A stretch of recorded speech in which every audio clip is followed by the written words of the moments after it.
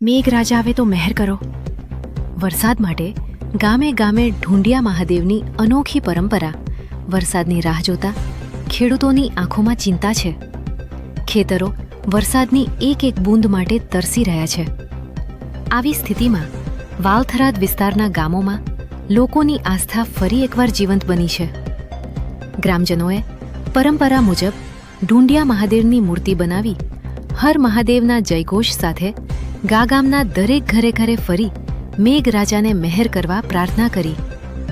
ઘરની બહાર મહિલાઓએ પાણી અર્પણ કર્યું. બાળકો અને યુવાનો પણ આ યાત્રામાં ઉત્સાહપૂર્વક જોડાયા. ગામના વડીલો કહે છે કે જ્યારે વરસાદ મોડો પડે ત્યારે ઢૂંઢિયા મહાદેવને ગામમાં ફેરવવાની વર્ષો જૂની પરંપરા છે.